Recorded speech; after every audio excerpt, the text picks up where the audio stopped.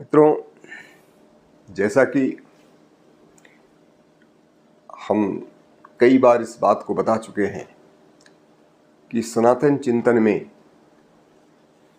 जो आत्मा है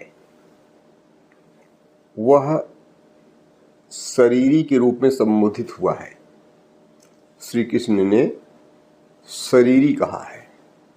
शरीरी का मतलब होता है कि ऐसी कोई अवस्था नहीं है जब आत्मा शरीर विहीन हो। वह कभी सूक्ष्म शरीर के साथ होता है, कभी स्थूल शरीर के साथ होता है।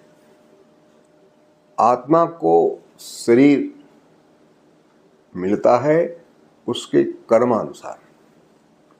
जो धारित शरीर होता है, विशेष करके जब हम मनुष्य के रूप में जिस शरीर के साथ रहते हैं, उस शरीर के साथ रहने के लिए प्रयास करते हैं।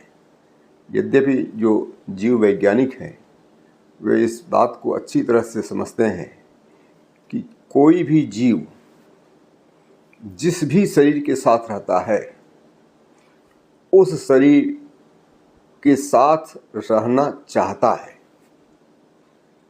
जब भी उसे उस शरीर से अलग करने का कोई प्रयास होता है, चाहे वो भौतिक प्रयास हो, चाहे वो एक्सीडेंट हो, वह उसके विरुद्ध संघर्ष करता है, अस्तित्व के लिए संघर्ष करता है। वह धारित शरीर के साथ ही रहना चाहता है। तो मनुष्य तो हमेशा से ही धारित शरीर के साथ रहना चाहता है, इसलिए वह प्रयास करता है कि अगले जन्म में भी उसे मनुष्य का ही शरीर मिले, और मनुष्य का शरीर मिले इसके लिए ढेर सारी अपेक्षाएं उससे की जाती हैं। मनुष्य के शरीर के साथ रहने से सबसे बड़ा फायदा होता है कि उसके अंतर्गत विवेक और हृदय दोनों का सामंजस्य होता है। जो मनुष्येतर शरीरधारी हैं वे प्रवृत्तियों से संचालित होते हैं। क्षुधा अनुभव होने पर कुछ भी खा लेते हैं, प्रयास करते हैं, नहीं मिलता है तो भूखे रह जाते हैं। मनुष्य के साथ ऐसा नहीं है। मनुष्य विवेक का प्रयोग करता है। वह प्रवृत्तियों का दास होता तो है, क्योंकि प्रवृत्तियां तो मनुष्य के साथ लगी हुई हैं, किंतु प्रवृत्तियों के विकल्प की तलाश करता है। जैसा कि मैंने किसी वीडियो में इस बात को बताया था कि ऋषि उशस्ति एक औपनिषदिक विचारक हैं। उनके संदर्भ में कथा है कि वह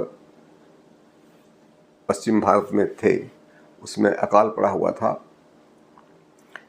और वो कई दिन से भूखे थे। किसी ऐसे व्यक्ति के यहाँ गए, महार जाति थी जिसका छुआ लोग उस समय विशेष करके ब्राह्मण आदि नहीं खाया करते रहे होंगे। उसके पास गए और कहा कि देखो मैं बहुत दिन से भूखा हूँ, मुझे भोजन चाहिए। तो उस महार ने कहा कि देखो मेरे पास तो जूठा उड़द रखा हुआ है, उड़द की दाल जूठी है। तो ऋषि उशस ने कहा कोई बात नहीं, मुझे दो। और जब उन्होंने जूठा उड़द खाया तो उनके अंदर जो सुसुप्त चेतना थी थोड़ी जागृत हुई, चैतन्य सक्रिय हुआ। तो उन्होंने उससे पानी मांगा। तो उसने कहा कि पानी है, जूठा है। तो ऋषि ने कहा कि कोई बात नहीं, मैं तुम्हारा जूठा पानी नहीं पीऊँगा। तो उसने पूछा कि अभी तो आप जूठा उड़द खा लिए थे और आप जूठा पानी पीने से परहेज कर रहे हैं। तो उन्होंने कहा कि पानी का विकल्प है, मैं पानी कहीं अन्यत्र से ले लूँगा। तो कहने का आशय है कि मनुष्य विवेकशील प्राणी होता है। विवेकशील प्राणी होने के नाते वह प्रवृत्तियों का दास होते हुए भी प्रवृत्तियों के बेहतर विकल्प की तलाश में रहता है। यह मनुष्य इसलिए कर पाता है क्योंकि उसके अंतर्गत विवेक है। देवताओं के अंतर्गत विवेक है। देवता धारित शरीर के साथ अमर हैं और हम धारित शरीर के साथ अमर नहीं हैं, क्योंकि हमें जो धारित शरीर मिलती है वो हमारे कर्मानुसार मिलती है, और जब कर्म समाप्त हो जाता है नए कर्म को भुगतने के लिए एक नए शरीर के साथ हमें होना पड़ता है। देवताओं के साथ ऐसा नहीं है, किंतु देवता मनुष्य की तुलना में इसलिए हीन है क्योंकि मनुष्य के पास विवेक के साथ साथ हृदय भी है, और देवता हृदयहीन होते हैं। देवता प्रवृत्तियों बस काम नहीं करते हैं, देवता प्रवृत्तियों बस काम करते हैं, देवता तो प्रवृत्तियों बस काम करते हैं। उनकी प्रवृत्तियों में विवेक सर्वोच्च अवस्था में रहता है, किंतु उनके अंतर्गत हृदय नहीं होता है। अतः देवता निष्ठुर समझे जाते हैं। मनुष्य हृदय के साथ होने के नाते और विवेक के साथ होने के नाते वह सर्वोत्कृष्ट रचना परम तत्व की समझी गई है। तो मैं कह रहा था कि मनुष्य हमेशा, या जो जीव है, वह किसी न किसी शरीर के साथ रहता है। शरीर विहीन जीव की कल्पना ही संभव नहीं है। यहाँ तक कि परम तत्व भी शरीर विहीन नहीं है। परम तत्व में जो असंख्य रूप से अभिव्यक्त होने की क्षमता है, उस क्षमता से वे कभी भी रहित नहीं होते हैं। वो अज हैं, शाश्वत हैं, किंतु इसके साथ साथ वह शाश्वत रूप से चेतनवान भी है। मनुष्य तो चैतन्य होता है और ईश्वर चेतनवान होते हैं। तो चेतनवान होने का मतलब होता है कि जैसे मनुष्य चेतना के साथ होता है और ईश्वर चेतनवान है, यानी ईश्वर मनुष्य के अंतर्गत बैठे हुए हैं।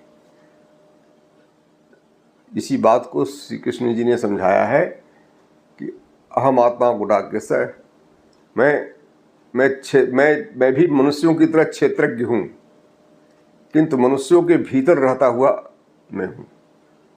मनुष्यों के भीतर यानी जीवों के भीतर ईश्वर का वास है।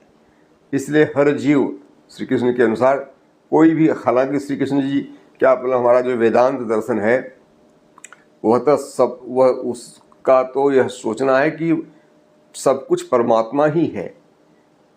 जो चित्त हो अचित हो, ये दोनों परमात्मा की ही अभिव्यक्तियां हैं। परमात्मा इन दोनों का संपृक्त इकाई है।